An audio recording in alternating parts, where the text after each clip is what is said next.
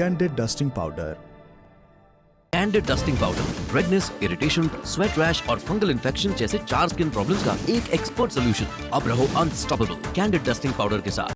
आज के शो में देखिए नॉर्थ कोरिया और साउथ कोरिया में कैसी जंग शुरू हुई है, रूस ने अमेरिका को क्यों बोला खामियाजा भुगतना होगा, और अमेरिका ने अपने सबसे बड़े दुश्मन से डील क्यों की।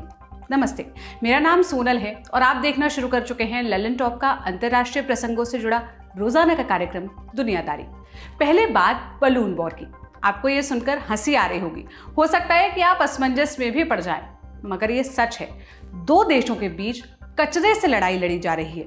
मामला इतना बढ़ गया कि एक देश को सेना उतारनी पड़ी। आशंका है कि ये आगे चलकर असली वाली जंग में बदल सकता है। ये मामला नॉर्थ कोरिया और साउथ कोरिया के बीच का है। हुआ क्या? दरअसल मई 2024 से नॉर्थ कोरिया गुब्बारे में कचरा भरकर साउथ कोरिया भेज रहा है। अब तक वो ऐसे 1500 से ज्यादा गुब्बारे साउथ कोरिया की सीमा पर भेज चुका है। इन गुब्बारों में मानव मल, पुराने कपड़े, मोजे और सिगरेट के बड्स जैसी चीजें होती है। पिछले कुछ दिनों से ऐसे गुब्बारों की संख्या तेजी से बढ़ी है। ये भी तब जब रूस के राष्ट्रपति व्लादिमीर पुतिन ने हाल ही में नॉर्थ कोरिया का दौरा किया है। पुतिन 24 बरस के बाद नॉर्थ कोरिया गए थे। साउथ कोरिया भी नॉर्थ कोरिया के बलून कैंपेन का जवाब देने लगा है। आधिकारिक तौर पर उसने बॉर्डर पर बड़े बड़े लाउड स्पीकर्स लगाए हैं। इसमें नॉर्थ कोरिया के खिलाफ प्रोपेगेंडा वाले मैसेज बजाए जाते थे। 2018 में इनको हटा दिया गया था, मगर बलून वॉर के बीच इसको दोबारा शुरू किया गया। गैर सरकारी स्तर पर साउथ कोरिया के एक्टिविस्ट गुब्बारे उड़ा रहे हैं। उनके गुब्बारों में नॉर्थ कोरिया के supreme leader Kim Jong Un की आलोचना वाले पर्चे, म्यूजिक सीडीज और फिल्म के कैसेट्स वगैरह होते हैं। कहने सुनने में ये मजाकिया लग सकता है, मगर दोनों देशों ने इसको गंभीरता से लिया है। साउथ कोरिया ने जून की शुरुआत में 6 साल पुराना सैन्य समझौता भी तोड़ दिया। ये समझौता नॉर्थ कोरिया के साथ शांति स्थापित करने की कोशिशों के तहत किया गया था। कई जगहों पर फौज भी तैनात की गई। ये गुब्बारों में किसी केमिकल या बायोलॉजिकल हथियार की जांच कर रहे हैं। आम लोगों को कहा गया है कि वो खुद से पैकेट ना खोलें। 24 जून को साउथ कोरिया के राष्ट्रपति योन सुक योल ने कहा कि नॉर्थ कोरिया जानबूझकर हमें उकसा रहा है। हमारी तैयारी पूरी है, ऐसी किसी भी कोशिश का करारा जवाब दिया जाएगा। इस बयान के कुछ देर बाद राष्ट्रपति योल ने अमेरिका के एक एयरक्राफ्ट कैरियर का भी दौरा किया। ये कैरियर फिलहाल साउथ कोरिया के तट पर रुका है। 1994 के बाद पहली बार कोई मौजूदा साउथ कोरियाई राष्ट्रपति अमेरिकी एयरक्राफ्ट कैरियर पर खड़ा हुआ। इस घटनाक्रम के बाद दोनों देशों का तनाव नए मुकाम पर पहुंच गया। इस तनाव की शुरुआत आखिर हुई कब थी? आइए ये समझते हैं। दूसरे विश्व युद्ध से पहले कोरिया एक था। 1910 में उस पर जापान ने कब्जा कर लिया। अगस्त 1945 में जापान पर परमाणु बम गिरे। जापान को सरेंडर करना पड़ा। कोरियन पेनिनसुला भी छोड़ना पड़ा। जापान के जाने के बाद अमेरिका और सोवियत संघ ने इससे आधा आधा अपने कंट्रोल में ले लिया। नॉर्थ की तरफ सोवियत संघ था, जबकि साउथ में अमेरिकी सैनिक तैनात थे। 1948 में यूनाइटेड नेशंस की निगरानी में साउथ में चुनाव कराए गए। नॉर्थ ने इसका बॉयकॉट किया, नतीजा मानने से इनकार कर दिया। 15 अगस्त 1948 को साउथ वालों ने रिपब्लिक ऑफ कोरिया की नींव रखी। ये आगे चलकर साउथ कोरिया कहलाया। 9 सितंबर 1948 को नॉर्थ में डेमोक्रेटिक रिपब्लिक ऑफ कोरिया की स्थापना की गई। इसको हम नॉर्थ कोरिया के नाम से जानते हैं। इसके 2 बरस बाद यानी 1950 में कोरियन वॉर शुरू हुआ। नॉर्थ कोरिया की तरफ से सोवियत संघ और चीन ने सेना भेजी। साउथ कोरिया की मदद अमेरिका ने की। 25 लाख से अधिक लोग मारे गए, लेकिन कोई नतीजा नहीं निकला। 1953 में संघर्ष विराम हो गया, मगर अभी औपचारिक तौर पर युद्ध खत्म नहीं हुआ। दोनों देशों के बीच की सीमा भी निर्धारित नहीं हो पाई। अभी दोनों देश संघर्ष विराम वाली लाइन को बॉर्डर मानते हैं। इसको डीमिलिटराइज्ड जोन यानी DMZ के नाम से जाना जाता है। ये तो हुई दुश्मनी की वजह, मगर अब ये बलून वॉर क्यों शुरू हुआ? इसका कारण है कि गुब्बारे सस्ते होते हैं, उसमें जान माल के नुकसान का डर नहीं होता। गुब्बारे को बिना किसी सपोर्ट के दूर तक भेजा जा सकता है, इसलिए इतिहास में इनका इस्तेमाल प्रोपेगेंडा वॉर के तहत होता था। आइए इतिहास की कुछ घटनाओं पर एक एक कर नजर डालते हैं। पहली घटना 1950 का कोरियाई युद्ध। कोरिया वॉर के दौरान UN ने लड़ाई रोकने की कोशिश की। उसमें नॉर्थ कोरिया में पर्चे गिराए। इसमें युद्ध रोकने की बात लिखी हुई थी। फिर नॉर्थ कोरिया ने भी ये तरीका अपनाया। उसने भी साउथ कोरिया की तरफ गुब्बारों में बांधकर पर्चियां भेजी। इसमें हथियार डालने की बात लिखी हुई थी। लेकिन ये पर्चियां सिर्फ युद्ध रोकने तक सीमित नहीं रही। इन पर्चियों से एक दूसरे के खिलाफ प्रोपेगेंडा फैलाया जाने लगा। उदाहरण देखिए, अभी आपकी स्क्रीन पर जो पर्ची दिख रही है वो 1953 की है। ऐसी करोड़ों पर्चियां साउथ कोरिया ने गुब्बारे में बांधकर नॉर्थ कोरिया भेजी थी। इसमें एक तरफ भूख और गरीबी से परेशान माँ और बच्चे की तस्वीर है, दूसरी तरफ नॉर्थ कोरिया के तत्कालीन सुप्रीम लीडर किम इल सुंग की तस्वीर है। इस पर्ची में नॉर्थ कोरिया की गरीबी के लिए सुप्रीम लीडर को जिम्मेदार बताया जा रहा है। इसमें लिखा है, कम्युनिस्ट पार्टी के खिलाफ गुरिल्ला लड़ाई में हमारी मदद करें। और किस किस तरह की पर्चियां गिराई गई? एक दूसरे की सरकार की आलोचना वाले पत्र जिससे जनता में असंतोष पैदा हो। जंग के दौरान एक दूसरे की जनता को सरेंडर करने की ताकीद की जाती। कुछ पर्चे में लिखा रहता कि ये आपकी सुरक्षा के लिए जरूरी प्रमाण पत्र है, अगर आप इन्हें अपने पास रखेंगे तो बच जाएंगे। इन पर्चियों को कोरियाई भाषा में पीरा कहा जाता है। मीडिया रिपोर्ट्स के मुताबिक सिर्फ नवंबर 1950 तक दोनों देश एक दूसरे के यहाँ 12 करोड़ से ज्यादा पर्चियां गिरा चुके थे। अब घटना नंबर 2, जुलाई 1953 में दोनों देशों के बीच युद्ध विराम हुआ, लेकिन पर्चे गिरने बंद नहीं हुए। 1960 के दशक में नॉर्थ कोरिया के तत्कालीन सुप्रीम लीडर किम इल सुंग ने इन पर्ची के प्रचार को अपना साधन बना लिया। वो अपनी उपलब्धियां छपवाकर पूरे नॉर्थ कोरिया में गिरवाते। इसमें लिखा होता कि कैसे उनके दौर में नॉर्थ कोरिया ने विकास किया है। नॉर्थ कोरिया ने युद्ध के बाद साउथ कोरिया में सैनिकों के लिए गुब्बारों के जरिए कुछ पर्चे भी भेजे जिनमें अच्छे जीवन का वादा किया गया था। पर्चों में लिखा होता कि अगर कोई सैनिक नॉर्थ कोरिया आएगा तो उसे इनाम दिया जाएगा, साथ ही पक्की नौकरी, घर और जीवन भत्ता का भी वादा किया जाता। साउथ कोरिया ने इसका कैसे जवाब दिया?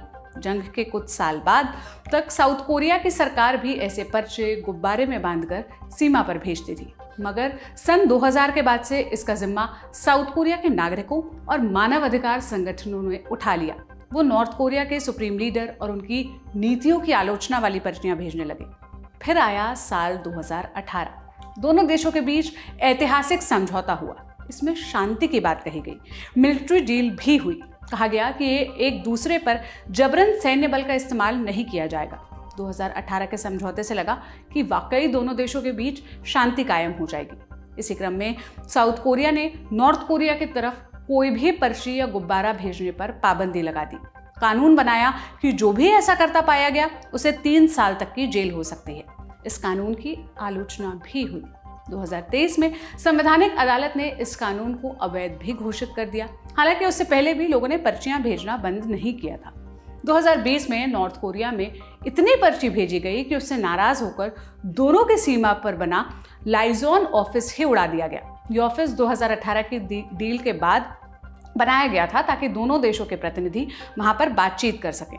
अप्रैल 2022 में एक मानवाधिकार कार्यकर्ता ने नॉर्थ कोरिया की तरफ 20 बड़े गुब्बारे भेजे। इसमें supreme leader Kim Jong Un और उनके परमाणु कार्यक्रम की आलोचना की गई थी। ये तो हुई पुरानी बातें। अब आते हैं हालिया मुद्दे पर। जैसा हमने शुरुआत में बताया कि मई 2024 तक नॉर्थ कोरिया लगभग 1500 गुब्बारे भेज चुका है। इसमें क्या निकला? कचरा, मानवमल, पुराने कपड़े। साउथ कोरिया ने इस पर क्या कहा? लोगों से ऐसे कचरे को ना छूने के लिए कहा। यह भी कहा कि घर से भी देख कर निकले, गुब्बारों से, गिरते सामान से भी बचकर चले। हालांकि इस कचरे से संक्रमण होने के चांस कम हैं, इसलिए चिंता की बात नहीं है। साउथ कोरिया की सरकार के मुताबिक ज्यादातर कपड़े डोनेट किए हुए लगते हैं, फटे पुराने हैं। इसमें नॉर्थ कोरिया की खराब आर्थिक हालत का पता चलता है। दरअसल नॉर्थ कोरिया के भेजे गए गुब्बारों में जीन्स निकला है। जीन्स पहनना नॉर्थ कोरिया में प्रतिबंधित है। इसके अलावा कपड़ों में वेस्टर्न कार्टून कैरेक्टर के प्रिंट हैं, जैसे Mickey Mouse, Winnie the Pooh, hello Kitty, और ये सब नॉर्थ कोरिया में बैन है, जिससे ये कपड़े और सामान बाहर से दान किया हुआ मालूम होता है। अब साउथ कोरिया ने इसका जवाब कैसे दिया है? उसने भी नॉर्थ कोरिया की सीमा में बड़े बड़े स्पीकर लगा दिए हैं। इन स्पीकर में किम की आलोचना वाला समाचार सुनाया जाता है। इन समाचारों में किम द्वारा लगाई गई पाबंदी की चर्चा होती है, उनके परमाणु कार्यक्रमों की आलोचना होती है। स्पीकर से कोरियन पॉप गाने बजाए जाते हैं। किम ने ये गाने नॉर्थ कोरिया में बैन किए हुए हैं। साउथ कोरिया भी गुब्बारे भेज रहा है। उन गुब्बारों में क्या है? साउथ कोरिया के मानवाधिकार कार्यकर्ताओं ने भी नॉर्थ कोरिया की तरफ कई गुब्बारे भेजे हैं। किताबें हैं जिनमें साउथ कोरिया के कल्चर के बारे में लिखा हुआ है। यूएसबी पिन है जिनमें साउथ कोरिया की फिल्में और गाने हैं। दोनों ही नॉर्थ कोरिया में बैन है। चॉकलेट पॉइज भी है क्योंकि ये भी नॉर्थ कोरिया में प्रतिबंधित है। 2014 में नॉर्थ कोरिया ने कहा कि इसे खाने से सेहत खराब होती है, इसलिए इस पर प्रतिबंध लगाया जा रहा है। लेकिन असल वजह थी कि इस डिश के पीछे का वेस्टर्न आइडिया। ये केक अमेरिका में बना, साउथ कोरिया में फेमस हुआ, नॉर्थ कोरिया में भी इसके चाहने वाले बढ़ने लगे, इसलिए किम ने इस पर पाबंदी लगा दी। पाबंदी लगने के कुछ महीने बाद ही साउथ कोरिया ने गुब्बारे से इसकी बड़ी खेप नॉर्थ कोरिया भेजी थी। चॉकलेट पॉइज की दीवानगी ऐसी है कि नॉर्थ कोरिया में इसको ब्लैक मार्केट में बेचा जाता है। अब चलते हैं एक्सपर्ट कॉर्नर की तरफ। हमने इस मामले को विस्तार से समझने के लिए ओआरएफ में रिसर्च असिस्टेंट अभिषेक शर्मा से संपर्क किया। हमने उनसे पूछा नॉर्थ कोरिया गुब्बारे में कचरा भरकर साउथ कोरिया क्यों भेज रहा है, वो हासिल क्या करना चाहता है। शुरू हुआ है सिलसिला ये गुब्बारों को भेजने का नॉर्थ कोरिया से।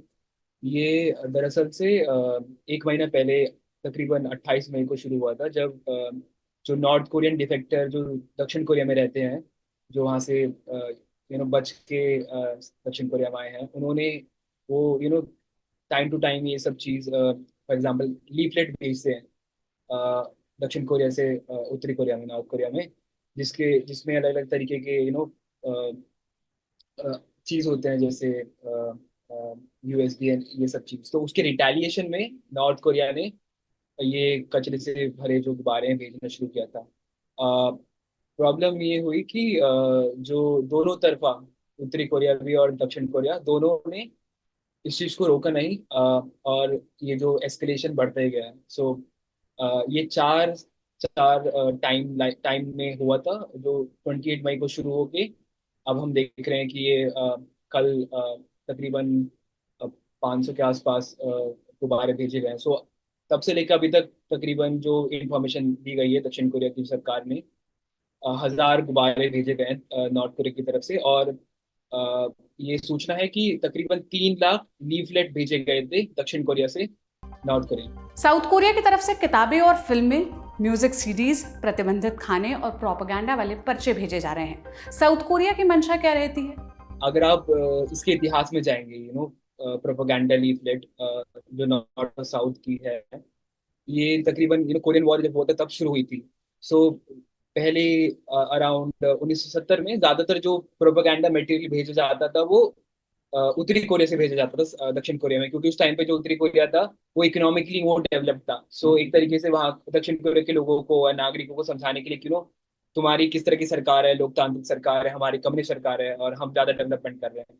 लेकिन 1980 के बाद जब दक्षिण कोरिया में इकोनॉमिक बूम स्टार्ट हुआ, जिसको हम मिरेकल ऑन द हान रिवर बोलते हैं, उसके बाद से दक्षिण कोरिया की सरकार ने ज्यादा भेजना शुरू कर दिया।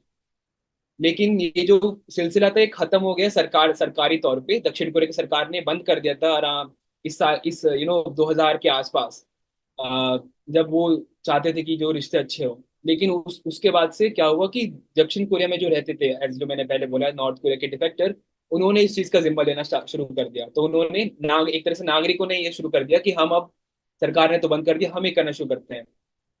तो उसके बाद से उन्होंने सोचा कि ये जो नॉर्थ कोरिया में सबसे कमी किस चीज की है। ज्यादातर तो हम बात करते हैं खाने की, हम न्यूज में भी पढ़ते हैं मैल न्यूट्रिशन के केस होते हैं, स्टार्वेशन के, लेकिन सबसे ज्यादा कमी है वहाँ पे इंफॉर्मेशन की, क्योंकि लोगों को पता नहीं है। ज्यादातर नॉर्थ कोरिया में जो लोग रहते हैं उनको ये नहीं पता कि बाहरी दुनिया में लोग क्या हो रहा है। उनको, ज्यादातर लोगों को पता है कि अमेरिका एक दुश्मन देश है, या उनको लगता है कि साउथ कोरिया में लोग हैं, उनको खाने के लिए मिलता नहीं है, उनकी जो रहन सहन की जो एक रोजमर्रा की जो चीज है वो काफी बेकार है। लेकिन सो इस चीज को तोड़ने के लिए, ये जो मिथ क्रिएट करा है नॉर्थ कोरिया की जो सरकार है, रजीम ने, किम जोंग उन के अंडर।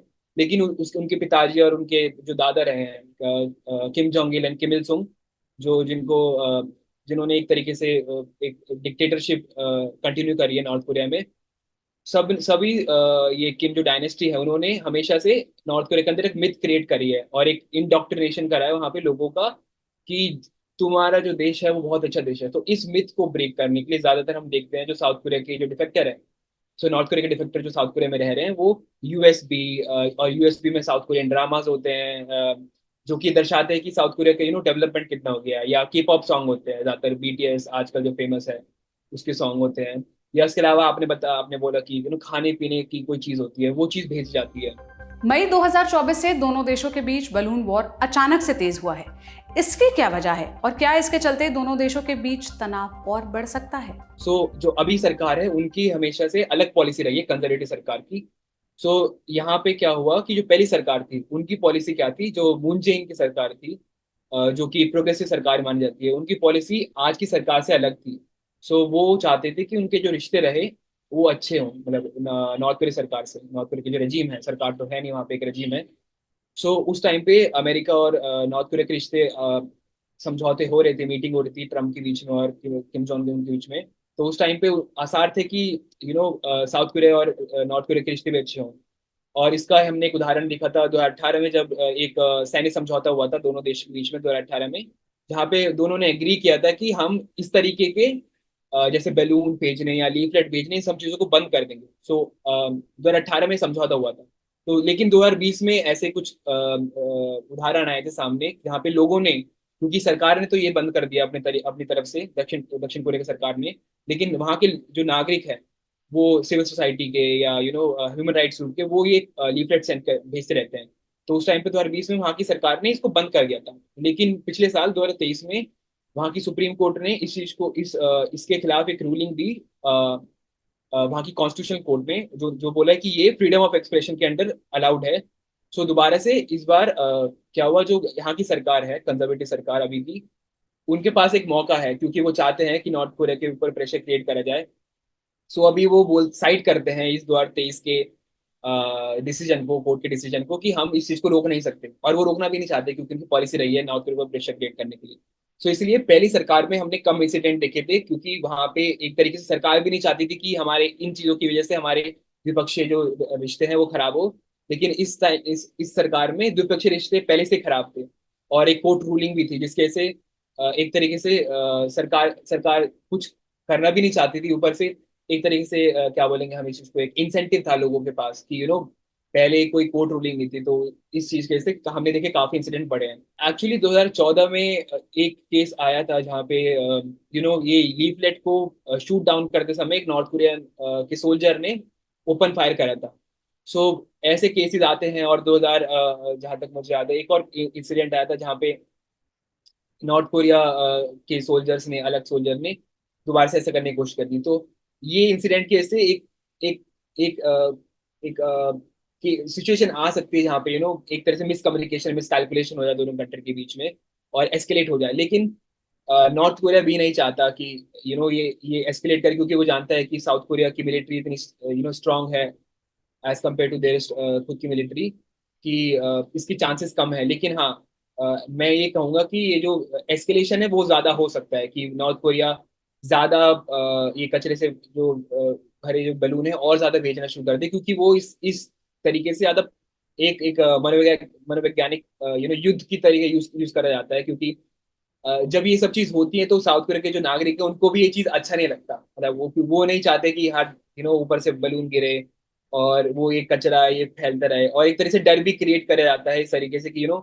हम कुछ भी भेज सकते हैं। ऊपर से एक बायोलॉजिकल वॉरफेयर, आज जब पर्टिकुलरली कोविड के बाद से एक डर है। ये था हमारा बड़ी खबर सेगमेंट। अब सुर्खियों की तरफ चलते हैं। पहली सुर्खी रूस से है। रूस यूक्रेन जंग का दायरा फैलने की आशंका बढ़ गई है। अब अमेरिका भी रूस का निशाना बन सकता है। दरअसल 24 जून को रूस ने अमेरिका के लिन ट्रेसी को समन भेजा। आरोप लगाया कि अमेरिका प्रॉक्सी वॉर शुरू कर रहा है, इसका खामियाजा भुगतना पड़ेगा। रूस आखिर नाराज क्यों है? क्योंकि 23 जून को यूक्रेन ने सेवास्तोपोल पर मिसाइल दागा था। इस हमले में 4 लोग मारे गए, इसमें 2 बच्चे थे। इसके अलावा 150 से अधिक लोग घायल भी हुए। सेवास्तोपोल क्रीमिया का सबसे बड़ा शहर है। 2014 में रूस ने क्रीमिया पर कब्जा कर लिया, बाद में अपना प्रांत भी घोषित कर दिया। इंटरनेशनल कम्युनिटी इसको अवैध मानती है। क्रीमिया के बारे में और विस्तार से जानने की इच्छा है तो आप दुनियादारी का वो एपिसोड देख सकते हैं। उसका लिंक आपको डिस्क्रिप्शन में मिल जाएगा, जिसमें हमने इस पर विस्तार से चर्चा की है। अभी हम 23 जून वाले हमले पर लौटते हैं। रूस की डिफेंस मिनिस्ट्री ने दावा किया है कि हमले में अमेरिका में बनी ATACMS मिसाइलों का इस्तेमाल हुआ। प्रोग्रामिंग भी अमेरिका ने की। इसके बाद तो रूस बुरी तरह से भड़क गया। रूसी सत्ता प्रतिष्ठान के केंद्र क्रेमलिन ने कहा कि ये बर्बरता है, अमेरिका रूसी बच्चों की हत्या कर रहा है। 24 जून को रूस के विदेश मंत्रालय ने अमेरिकी राजदूत को बुलाकर आपत्ति जताई। यह इशारा भी था कि हमले का बदला लिया जाएगा। रूस बदला लेगा कैसे, यह अभी साफ नहीं है, मगर इसका संकेत व्लादिमीर पुतिन के 2 बयानों में मिलता है। पहला बयान 6 जून का है। उस रोज पुतिन ने कहा कि हम पश्चिमी देशों के दुश्मनों को लॉन्ग रेंज की मिसाइलें दे सकते हैं। उनकी वार्निंग जो बाइडेन के उस फैसले के बाद आई थी जिसमें यूक्रेन को अमेरिकी हथियार से रूस के अंदर हमला करने की परमिशन दी गई थी। उससे पहले यूक्रेन अमेरिकी हथियारों का इस्तेमाल डिफेंस के लिए कर रहा था। दूसरा बयान 20 जून को आया। उस रोज पुतिन वियतनाम में थे। वहां प्रेस कॉन्फ्रेंस में बोले, अगर साउथ कोरिया ने यूक्रेन को हथियार दिए तो हम भी नॉर्थ कोरिया को हथियार भेज सकते हैं। रूस लंबे समय से यूक्रेन को हथियार देने वाले देशों को निशाना बनाने की धमकी दे रहा है, मगर वो सीधी लड़ाई में शामिल होने से बचना चाहता है। इसलिए पश्चिमी देशों के दुश्मनों को हथियार देने की बात कह रहा है। सेवास्तोपोल अटैक ने उसको अच्छा बहाना दे दिया। सेवास्तोपोल अटैक पर किसने क्या कहा? यूक्रेन ने हमले को जायज ठहराया। राष्ट्रपति व्लादिमीर ज़ेलेंस्की के सलाहकार मिखाइल पोदोलिक ने कहा कि क्रीमिया असल में एक बड़ा मिलिट्री कैंप है, इसलिए वो एक वैध टारगेट है। अमेरिका बोला, हम यूक्रेन को उसकी संप्रभुता की रक्षा के लिए हथियार दे रहे हैं। अब बढ़ते हैं दूसरी सुर्खी की तरफ। ये सुर्खी ब्रिटेन से है। खुफिया दस्तावेज छापने वाली वेबसाइट विकिलीक्स के फाउंडर जूलियन असांज रिहा हो गए हैं। वो पिछले 5 वर्षों से ब्रिटेन की जेल में बंद थे। उनके ऊपर खुफिया दस्तावेज चुराने, अमेरिकी नागरिकों की जान खतरे में डालने समेत कुल 18 चार्जेस थे। अमेरिका उनको अपने यहाँ प्रत्यर्पित करने की कोशिश कर रहा था, मगर हर बार कहीं ना कहीं मामला फंस जा रहा था। अंत में अमेरिकी अधिकारियों ने असांज के साथ डील कर ली। न्यूयॉर्क टाइम्स की रिपोर्ट के मुताबिक असांज ने गैरकानूनी तरीके से राष्ट्रीय सुरक्षा के दस्तावेज हासिल करने का आरोप स्वीकार किया। बदले में उन्हें जेल से रिहाई मिली है। असांज अगले कुछ दिनों तक नॉर्थ मोरेनिया आइलैंड की राजधानी साइपेन में रहेंगे। ये प्रशांत महासागर में बसा द्वीप है, ऑस्ट्रेलिया के करीब है। इस पर अमेरिका का कंट्रोल है। असांज साइपेन की अदालत में पेश होंगे। वहां उनको 5 बरस की सजा सुनाई जाएगी। इतना समय वो ब्रिटेन की जेल में काट चुके हैं। अदालती कार्रवाई की औपचारिकता पूरी होने के बाद असांज ऑस्ट्रेलिया जा सकते हैं। वो ऑस्ट्रेलिया के ही नागरिक हैं। अब असांज की कहानी क्या है, आइए ये जानते हैं। वो ऑस्ट्रेलिया में पैदा हुए, पेशे से कंप्यूटर स्पेशलिस्ट थे। 2006 में विकिलीक्स की स्थापना की। मकसद था कि सीक्रेट जानकारियों को पब्लिक के सामने लाना। विकिलीक्स के हाथ सबसे बड़ा जखीरा 2009 में लगा। यूएस आर्मी की खुफिया अधिकारी चेल्सी मैनिंग ने सीक्रेट फाइल्स विकिलीक्स पर अपलोड की। इसमें वो वीडियो था जिसमें अमेरिकी फौज हेलीकॉप्टर से आम नागरिकों और रॉयटर्स के पत्रकारों की हत्या करते दिख रहे थे। इसके अलावा इराक और अफगानिस्तान वॉर से जुड़ी फाइलें और अमेरिकी दूतावासों से भेजे गए डिप्लोमेटिक केबल्स भी थे। ग्वांतनामो बे का रिकॉर्ड भी था। 2010 में विकिलीक्स ने जानकारियां पब्लिश करनी शुरू कर दी। इसके कुछ समय बाद ही मैनिंग को गिरफ्तार कर लिया गया। उनको 2013 में जासूसी कानून के तहत 35 बरस की सजा सुनाई गई। जनवरी 2017 में तत्कालीन अमेरिकी राष्ट्रपति बराक ओबामा ने उनकी सजा कम कर दी। 4 महीने बाद मैनिंग को जेल से रिहा कर दिया गया। 2010 में मैनिंग के साथ साथ असांज के खिलाफ भी जांच शुरू हुई। अमेरिका उन पर मुकदमा चलाने का रास्ता तलाश रहा था। इस बीच स्वीडन ने यौन शोषण के केस में असांज के खिलाफ अरेस्ट वारंट जारी कर दिया। 2012 में असांज ब्रिटेन में थे। वहां यौन शोषण के केस में बेल की शर्तों का उल्लंघन किया। गिरफ्तारी की तलवार उन पर लटकने लगी। फिर लंदन में इक्वाडोर के दूतावास में शरण ले ली उन्होंने। 2019 तक वो वहीं रहे। 2019 में स्वीडन ने असांज के खिलाफ जांच बंद कर दी। उसी बरस इक्वाडोर ने असांज को दी गई सुरक्षा हटा ली। फिर लंदन पुलिस दूतावास में घुसी और वहां से असांज को उठाकर ले गई। इसके बाद अमेरिका ने आरोप पत्र खोला। असांज के खिलाफ हैकिंग, अमेरिका की जासूसी कानून का उल्लंघन करने का आरोप लगाया। इसके बाद असांज को अपने यहाँ लाने की कोशिश शुरू की। अगले 5 बरस तक ब्रिटेन की अलग अलग अदालतों में असांज के प्रत्यर्पण का मामला चलता रहा, मगर कभी फाइनली उनको अमेरिका नहीं भेजा जा सका। विकिलीक्स और जूलियन असांज के बारे में हमने दुनियादारी में विस्तार से बताया है। उस एपिसोड का लिंक भी आपको डिस्क्रिप्शन में मिल जाएगा। अब चलते हैं तीसरी और अंतिम सुर्खी की तरफ। ये पाकिस्तान से है। पाकिस्तान के रक्षा मंत्री ख्वाजा आसिफ ने माना है कि उनके मुल्क में अल्पसंख्यक सुरक्षित नहीं है। वो बोले हर रोज अल्पसंख्यकों का कत्ल हो रहा है, कोई भी धार्मिक अल्पसंख्यक सुरक्षित नहीं है, यहाँ तक कि मुस्लिमों के कई तबके भी सुरक्षित नहीं हैं।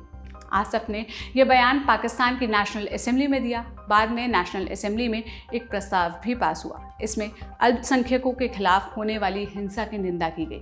पाकिस्तान में अल्पसंख्यकों को अगवा करने, जबरन धर्म परिवर्तन कराने, धार्मिक स्थलों पर हमले की घटनाएं आम है। कई बार ईशनिंदा का झूठा आरोप लगाकर भी हिंसा की जाती है। ऐसी ही एक घटना 20 जून को घटी। स्वात के मदायन में एक व्यक्ति को कुरान का अपमान करने के आरोप में गिरफ्तार किया गया। भीड़ ने उसको पुलिस थाने से निकालकर मार दिया, फिर उसकी डेड बॉडी में आग लगा दी।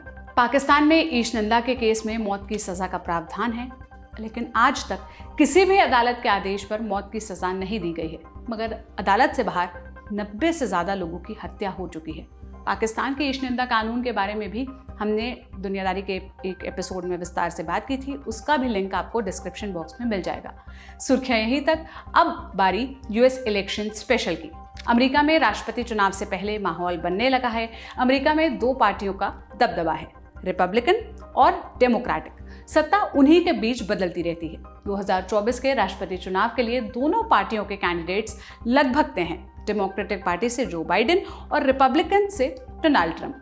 बस औपचारिक ऐलान बाकी है, मगर ऐलान से पहले प्रेसिडेंशियल डिबेट का चैप्टर खुलने वाला है। 27 जून को डोनाल्ड ट्रंप और जो बाइडेन के बीच पहली टीवी डिबेट होगी। इसको केबल न्यूज़ नेटवर्क यानी CNN आयोजित करा रहा है।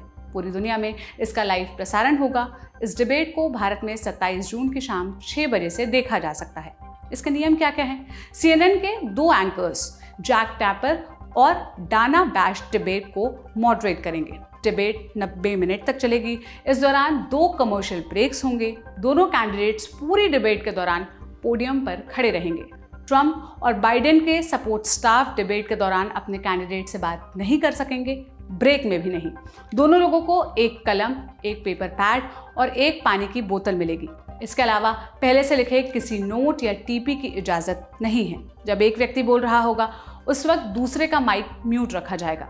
डिबेट के दौरान स्टूडियो में कोई दर्शक नहीं होगा। डिबेट में कोई तीसरा कैंडिडेट आखिर क्यों नहीं है? क्योंकि राष्ट्रपति चुनाव में कुछ छोटी मोटी पार्टियां अपने उम्मीदवार उतारती है। कुछ लोग निर्दलीय भी चुनाव लड़ते हैं और अमूमन वे किसी तरह का निर्णायक प्रभाव नहीं डाल पाते। CNN ने डिबेट के लिए 4 अहर्ताएं लगाई। अमेरिका का राष्ट्रपति बनने का योग्यता पूरा करता हो भी व्यक्ति, चुनाव आयोग के पास औपचारिक तौर पर उम्मीदवारी उस व्यक्ति ने दर्ज करा रखी हो, CNN के मानकों पर खरे उतरने वाले कम से कम 4 पोल्स में 15% से ज्यादा वोट पाए हों और इतने बैलेट्स पर नाम हो जिससे कि वो चुनाव जीतने की रेस में हो। CNN के मुताबिक ट्रंप और बाइडेन के अलावा किसी और उम्मीदवार ने चारों अहर्ताएं पूरी नहीं की। अब जरा प्रेसिडेंशियल डिबेट्स का इतिहास जान लेते हैं। अमेरिका में प्रेसिडेंशियल डिबेट की शुरुआत 1960 में हुई थी। पहली डिबेट जॉन F कैनेडी और रिचर्ड निक्सन के बीच हुई। इसके 16 साल बाद तक कोई डिबेट नहीं हुई। 1976 में यह चलन फिर शुरू हुआ। 1976 में जेराल्ड फोर्ड राष्ट्रपति थे और वो रिचर्ड निक्सन के इस्तीफे के बाद राष्ट्रपति बने। उन्होंने चुनाव के टाइम अपने प्रतिद्वंदी जिमी कार्टर को बहस के लिए चुनौती दी थी। उसके बाद से अमेरिका के हर राष्ट्रपति चुनाव में ये परंपरा चली आ रही है। 1980 के दशक से commission on presidential debates CPD ही ये बहस कराता आ रहा है, मगर 2020 में हुई बहस से डेमोक्रेटिक पार्टी संतुष्ट नहीं थी। 2022 में रिपब्लिकन पार्टी भी CPD से नाता तोड़ चुकी थी। इसलिए इस बार की बहस CNN करवा रहा है। इस बरस कम से कम 2 प्रेसिडेंशियल डिबेट्स हो सकती है। अगली डिबेट ABC पर 10 सितंबर को होगी। तो आज के दुनियादारी में बस इतना ही। आप इस प्रेसिडेंशियल डिबेट के चलन पर या बाकी टॉपिक्स पर क्या राय रखते हैं, हमें कमेंट बॉक्स में ज़रूर बताइएगा। कल फिर मुलाकात होगी। इसी उम्मीद के साथ विदा लेती हूँ। शुक्रिया। शुभ रात्रि।